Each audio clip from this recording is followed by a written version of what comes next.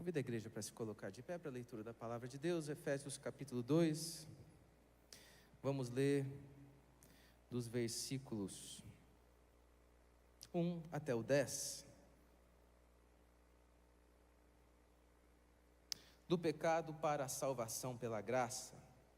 O texto do apóstolo Paulo, que nos traz a real condição dos homens perante Deus e o grande poder para salvar os pecadores dessa terra.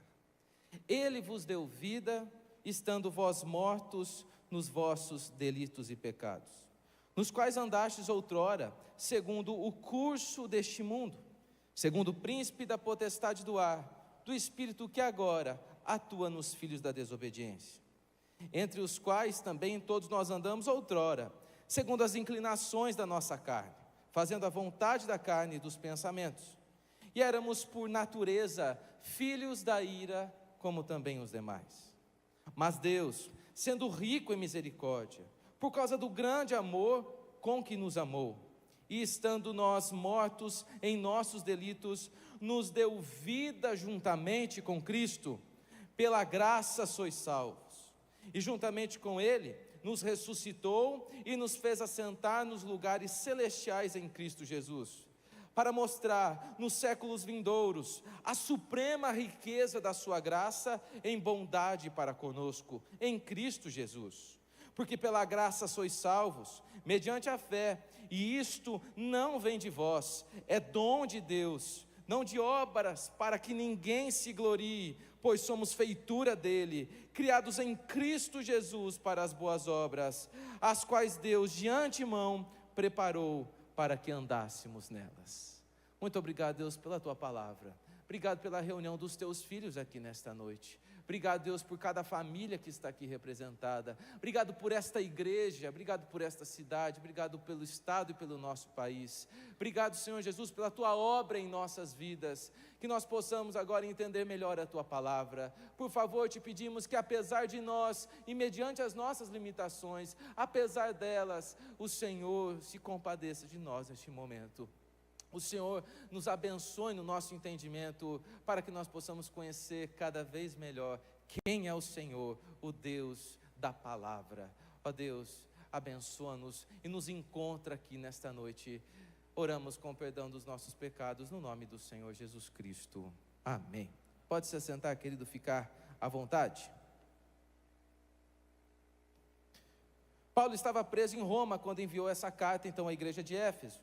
Essa carta, ela alcança, então, não somente a cidade de Éfeso, a igreja de Éfeso, mas as comunidades que ele vinha criando no seu caminho, percorrendo nas suas 3 viagens missionárias. Essa carta, meus queridos irmãos, é um resumo teológico de Paulo, que possui como tema principal a suficiência da obra da Trindade na salvação dos eleitos de Deus. Paulo vem falando basicamente o seguinte, no capítulo 1, dos versículos 3 a 14, que Deus escolhe o seu povo antes da fundação do mundo. Jesus realiza a salvação por meio da sua morte de cruz. O Espírito Santo, então, aplica a salvação, sendo Ele o penhor da nossa herança. Resumidamente, o que Deus decretou, determinou, Jesus Cristo consumou, o Espírito Santo aplicou em nosso coração, em nossas vidas. Nós também precisamos aqui trazer uma evidência de uma palavra, a recorrência da palavra andar, andamos. Nós notamos essa repetição do verbo andar durante toda essa epístola, reforçando então a intenção de Paulo, para que os seus receptores, os receptores da carta, entendessem a necessidade que nós temos de viver de maneira digna do evangelho que nós recebemos. Ou seja, nós devemos pensar e viver como salvos pela graça de Jesus que nós somos.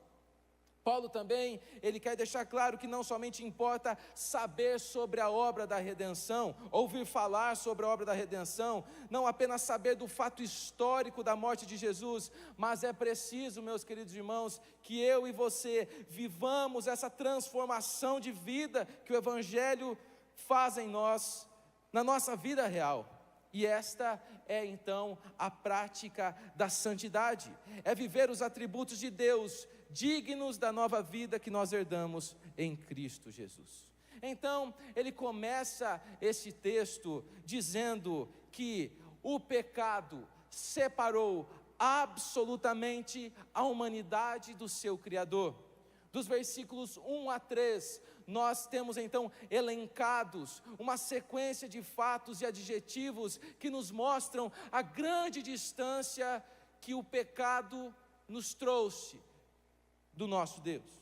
Ele vos deu vida, estando vós mortos nos vossos delitos e pecados, nos quais andastes outrora, segundo o curso deste mundo, segundo o príncipe da potestade do ar, do espírito que agora atua nos filhos da desobediência, entre os quais andamos outrora, segundo as inclinações da nossa carne, fazendo a vontade da carne e dos pensamentos, e éramos por natureza filhos da ira, como também os demais.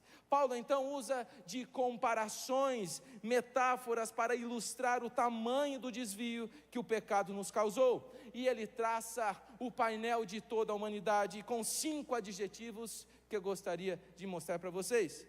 O primeiro deles está no versículo 1, ele vai dizer: ele vos deu vida, estando vós mortos nos vossos delitos e pecados. A pergunta que fica para a gente é: tem como alguém viver estando morto? E a resposta é: pode ser que sim. Tem muita gente que está plenamente vivo em todas as suas funções vitais, mas está completamente morto no seu espírito. É desta morte que o apóstolo Paulo está falando, que não é, queridos, como alguns teólogos traduzem esse texto como adormecidos. Esta é uma morte que nos traz a incapacidade de mudança de qualquer situação nossa primária desde a nossa concepção. Meus queridos irmãos, aquele que está morto não consegue fazer nada por si mesmo. Aquele que está morto muito menos consegue fazer pelos outros. A real condição dos homens é que eles estão mortos nos seus delitos e pecados, por conta, como resultado, como consequência dos seus desvios e das suas ofensas. O segundo adjetivo que nós encontramos é que nos quais andastes outrora, segundo o curso deste mundo. Aqui uma figura de linguagem para descrever o modo de viver que leva à perdição eterna. Separados de Deus por conta dos delitos e pecados, os seres humanos eles vivem sem reverência alguma à existência de Deus, do Deus Todo-Poderoso, indiferentes à sua existência, indiferentes à sua vontade, indiferentes à sua santidade. E esta rebelião é ativa, não é passiva, ela é praticada racionalmente. As pessoas ignoram a existência, a santidade e a glória de Deus e preferem conscientemente continuar nesta condição. O terceiro adjetivo está aqui, segundo o príncipe da potestade do ar, do espírito que agora atua nos filhos da desobediência. O que Paulo quer dizer com príncipe da potestade do ar é uma clara indicação, inferência, referência a Satanás, aquele que, segundo ele, então controla a mente, influencia daqueles que não são filhos de Deus. Vai também dizer sobre as inclinações da nossa carne, versículo 3, entre os quais também todos nós andamos outrora, segundo as inclinações da nossa carne. É uma referência às vaidades, a busca pelo prazer, pelas riquezas, a busca pelo reconhecimento pessoal, esses ídolos que não têm formato de estátua, mas moram dentro do nosso coração, e queremos utilizar deles para a nossa própria satisfação. Paulo usa esse termo também, que era usado para descrever uma canga de um boi inclinado, que só tem uma perspectiva de vida, aquele peso que o controla e que ele não consegue sair dessa perspectiva, apenas sendo guiado, como outrora falamos, pelo então príncipe da potestade do ar. Satanás usa dos desvios naturais causados pelo pecado em nós, para que possa então fazer com que o nosso coração crie ídolos e mais ídolos, e que nós vivamos buscando as satisfações em nós mesmos ou nas coisas que não podem satisfazer a nossa alma, as coisas dessa terra. E o quinto adjetivo apresentado aqui por Paulo está no fato de que naturalmente, ou seja, desde o início, corroborando com esse sentido de mortos, ali do versículo 1, Paulo diz que naturalmente todo ser humano ofende a Deus em sua santidade por conta da sua natureza, da sua essência pecaminosa. Em Romanos, no capítulo 2, versículo 23, nós encontramos o apóstolo Paulo dizendo: pois todos pecaram e carecem da glória de Deus. O painel da humanidade que Paulo está aqui traçando, ele nos diz basicamente o seguinte: que os seres humanos estão em total corrupção, gerando um total distanciamento, que gera uma total perdição, caso eles não sejam encontrados pela graça do nosso Deus. Porém, a partir do versículo 4, nós encontramos, parece que um outro discurso, um novo rumo de tudo aquilo que Paulo estava falando. E para indicar esse novo rumo, Paulo usa de uma conjunção adversativa, que vai contrapor tudo aquilo que ele disse anteriormente. Embora tudo o que ele disse seja verdade, apesar de tudo isso estar relacionado à nossa natureza, embora tudo o que ele disse faça parte da nossa vida, e nós podemos reconhecer isso, Deus ama pecadores e os livra dos seus pecados. Mas Deus, sendo rico em misericórdia, por causa do grande amor com que nos amou, estando nós mortos em nossos delitos, nos deu vida juntamente com Cristo. Pela graça sois salvos. Glórias a Deus, meu irmão. Paulo pinta o quadro sombrio da situação humana, para pôr em relevo a graciosa e misericordiosa resposta de Deus para tal situação. Quem nos disse isso foi Spru. Mas Deus, que é o único, suficiente, e nada além de Deus, nada que não seja o próprio Deus, Ele é o único, suficiente para realizar em nós o milagre de nos tirar das condições descritas anteriormente. É somente Deus e totalmente Deus que nós precisamos para que vivamos uma vida transformada pela sua graça. Lembramos aqui dos versículos de João no capítulo 15, mais precisamente o versículo 16, que nos diz: não fostes vós que me escolhestes a mim, pelo contrário, eu vos escolhi a vós outros, e vos designei para que vades e deis fruto, e o vosso fruto permaneça, a fim de que tudo quanto pedires ao Pai em meu nome, Ele vos conceda. Queridos, somente Deus é suficiente, unicamente Deus pode transformar a história dos seres humanos dessa terra, porque Ele é rico em misericórdia, por causa do grande amor que nos amou. Eu quero dizer para você que esta parte, meu querido irmão, é uma das partes mais bonitas que eu acho de toda a palavra de Deus, porque Deus, sendo plenamente Deus e satisfeito nele mesmo, Ele não precisava ter realizado nada disso em nós.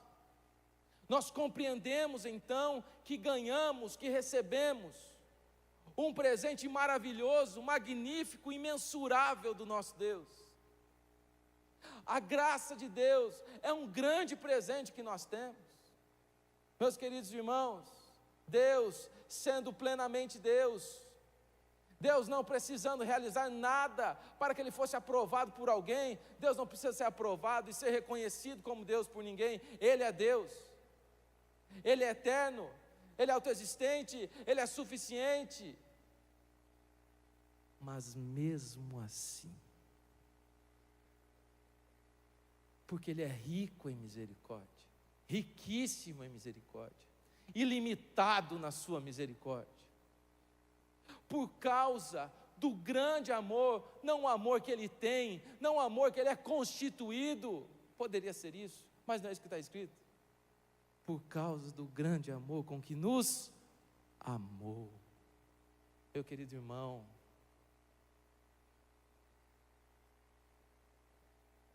Deus não somente é misericordioso, Ele nos perdoa, Deus não somente é, na sua essência, amor, Ele nos ama. É o próprio Deus e todos os seus atributos, direcionado à vida daqueles que não mereciam ter um milésimo de segundo de atenção do Deus Todo-Poderoso. Que presente nós recebemos. Aquele que é rico em misericórdia nos perdoou. Aquele que é riquíssimo no seu amor nos amou. Deus não somente é, mas generoso que é, faz em nossas vidas toda a transformação que nós precisamos. A graça salvadora de Deus é o seu amor e a sua misericórdia colocados em práticas na história humana. É a intervenção poderosa de Deus diante da maior desgraça humana. É a luz de Deus em meio às trevas humanas. É o resgate efetuado por Deus por meio do seu Filho Jesus a um mendigo jogado na sarjeta da vida, dando dignidade para essa vida e vida eterna para se viver. Romanos capítulo 5, versículos 19 a 21, nos diz as seguintes palavras: porque como pela desobediência de um só homem, muitos se tornaram pecadores, assim também, por meio da obediência de um só, muitos se tornaram justos. Sobreveio a lei para que avultasse a ofensa, mas onde abundou o pecado, superabundou a graça, a fim de que, como o pecado reinou para a morte, assim também reinasse a graça pela justiça para a vida eterna, mediante Jesus Cristo, o nosso Senhor. Glórias a Deus. O apóstolo Paulo continua nos dizendo, no versículo 6, e juntamente com Ele nos ressuscitou, e nos fez assentar nos lugares celestiais em Cristo Jesus. O que ele está basicamente dizendo aqui nesses versículos é que os eventos históricos da vida de Cristo, agora, por toda essa transformação e por sermos alcançados, serão os eventos históricos da nossa vida também, de modo que tudo que outrora foi atribuído a Jesus, será atribuído a mim e a você, isto é, herdaremos a vida eterna juntamente com Cristo. Em Cristo, portanto, somos co-herdeiros da vida eterna, de modo que nos atributos de Cristo e não nos nossos, está firmada toda a nossa salvação. Versículo 7 nos diz, para mostrar nos séculos vindouros a suprema riqueza da sua graça em bondade para conosco em Cristo Jesus. Ou seja, o ato interventor de Deus se torna um testemunho universal. A nossa vida transformada é testemunho da graça de Deus para as futuras gerações, e deve ser assim mesmo, que outras pessoas possam contar a nossa história de transformação, que outras pessoas possam enxergar a graça do Senhor Jesus Cristo em nós, e por meio deste testemunho, por meio deste exemplo, possam então confessar Jesus como seu Senhor e Salvador, porque o alvo da nossa salvação é a promoção da graça e da bondade de Deus, por meio da nossa vida, é que Deus também será glorificado, louvado e conhecido na humanidade. O versículo 8 então, nos traz um resumo dos atos salvíficos de Deus. Acompanhe comigo. Porque pela graça sois salvos, mediante a fé, isto não vem de vós, é dom de Deus, não de obras para que ninguém se glorie. A salvação, em primeiro lugar, ele diz, é pela graça, ou seja, é um ato de profundo amor e misericórdia de Deus.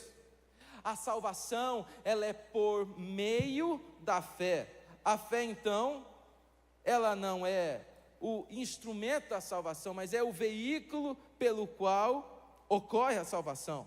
Ela então não opera a salvação, mas é um meio pelo qual Deus ministra a salvação em nossas vidas. A salvação, ela não vem de nós, é obra planejada por Deus, executada por Jesus, assegurada pelo penhor da nossa herança, o Espírito Santo da promessa. A salvação é um dom de Deus, é um presente de Deus, que somente Ele pode operar, é algo que vem exclusivamente e unicamente do nosso Deus, porque somente Ele pode fazer. A salvação, aqui enfatizando mais uma vez, não vem de obras, não há o que se acrescentar à obra de Jesus. Ela é completa, eficaz e duradoura, dura para todo sempre. A salvação não traz glória a nenhum ser humano, não de obras, para que ninguém se glorie. Todos nós, meus queridos irmãos, não temos virtude alguma que nos alegrar em nós mesmos. Tudo o que Deus faz só é por meio de instrumentos.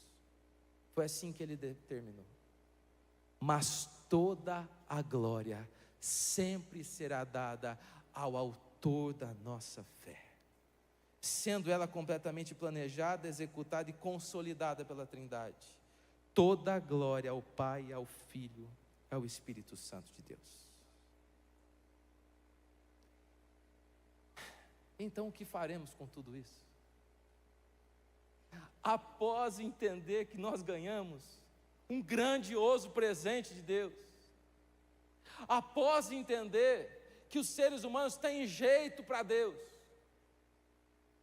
após entender que o pecado do maior pecador dessa terra pode ser perdoado por Jesus Cristo que morreu na cruz. Pelo menos duas coisas nós devemos ter em mente. Em primeiro lugar, aos filhos de Deus, aos salvos pela graça que aqui estão, retribuir o que Deus fez, a gente nunca vai conseguir. Mas há um modo digno de viver o Evangelho, que significa honrar o presente que nós recebemos. É por isso que o versículo 10 continua dizendo: pois somos feitura dele, criados em Cristo Jesus, para quê? Para as boas obras, as quais Deus de antemão preparou para que andássemos nelas. A evidência da vida eterna neste plano passageiro são as boas obras.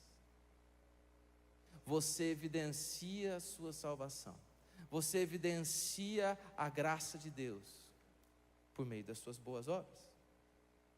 Deus preparou para os seus filhos um caminho de boas obras, após eles serem declarados justos pela obra redentora de Cristo. E sendo nós agora semelhantes a Ele, nascemos em Cristo Jesus para as boas obras. O caminho das boas obras é o caminho das obras santas, é o caminho dos santos. É um modo de viver a vida que glorifica a Deus, em oposição a um modo anterior que está contido e que nós já entendemos dos versículos 1 a 3. Por isso, meu querido irmão, a vida de santidade, ela é a resposta mais adequada à obra de Cristo na cruz. Na realidade, ela é a única resposta possível para a salvação, porque a santidade atesta o arrependimento e evidencia a salvação. Efésios capítulo 1, versículos 3 e 4. Bendito é Deus e Pai de nosso Senhor Jesus Cristo, que nos tem abençoado com toda a sorte de bênção espiritual nas regiões celestiais em Cristo, assim como nos escolheu nele antes da fundação do mundo, para sermos santos e irrepreensíveis perante ele. A salvação é um ato de Deus determinada antes da fundação do mundo. A salvação é consumada por Jesus Cristo na cruz do Calvário. A salvação é aplicada e preservada pelo Espírito Santo de Deus. Ser salvo é viver a salvação no nosso dia a dia. Ser salvo é viver para a glória de Deus no nosso dia a dia. Ser salvo é buscar o caminho da santidade, matando os desejos da nossa carne, vivendo de maneira a glorificar a Deus, sendo guiado pelo Espírito Santo de Deus, fazendo do nosso corpo um altar ao Senhor, é viver a natureza de uma nova vida em nós. Que essa palavra alcance o mais profundo do nosso coração, e nós entendamos que para as impossibilidades humanas, para o grande desvio dos seres humanos, Deus tem poder para transformar a nossa história. Deus tem poder para nos guiar por um novo caminho. E é nesse caminho que pela graça permanecemos e por Ele perseveramos. Deus abençoe a todos.